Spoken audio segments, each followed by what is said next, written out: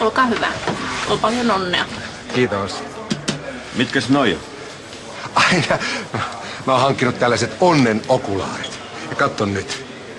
Kevon Nopsanella yllätti. No sitä tammaa ei kovin moni veikannut voittaa. No kyllä se aurinko paistaa risukasaakin. Siltä vaikuttaa.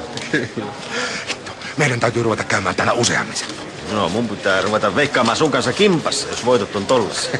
No paljon sä sitten yleensä oot voittanut? No mä panostan aika maltillisesti. Pitkältihän kysymys on tästä atmosfääristä. Kyllä tällainen rahatukko nostaa tunnelman kattoonsa. No paljon sinä sitä on? 5 tonnia.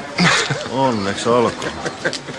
Kokenut veikkaajakaan ei kovin usein tommosiin potteihin törrää. No Seppo, hei tää nyt oli pelkkää moukan tuuria. No enkä. No niin Seppo, ole hyvä, minä tarjoan.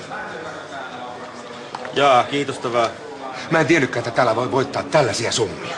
No harvemmin tommosella kertoimella juoksevat koneet mitä hattutemppuja tekee. Mutta nyt teki. Oli se hyvä, että toit mut tänne, vaikka mä hangoittelinkin vastaan. Hei, otetaan. Lähdölle ja maaliin tulolle. Siis Seppo, ajattele. 5 eurolla. 5 tonnia. Ja nyt me lyödään rahoiksi. Koska on seuraava lähtö? Muutaman 10 vuoden kokemuksen perusteella voin sanoa, että parempi lopettaa, kun on voitolla.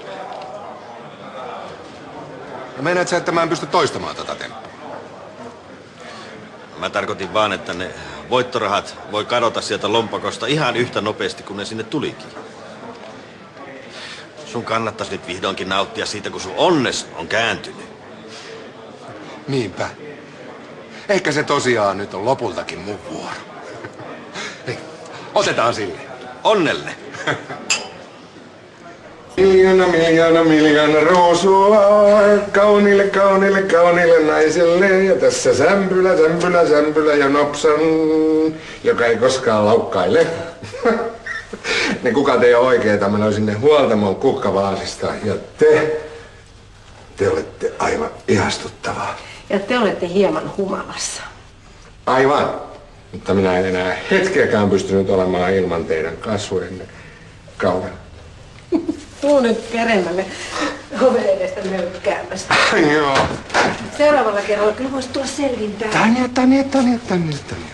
Aivan. Mutta vaikka mä nyt onkin pikkasen maistissa, niin mä tarkoitan joka sanaa, mitä mä sanon. Aivan varmasti.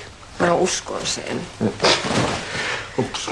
Mä menen tekemään sulle jotain syötävää. Teidän aamulla on niin paha kohmelu. Siinä on sulle toi heppa.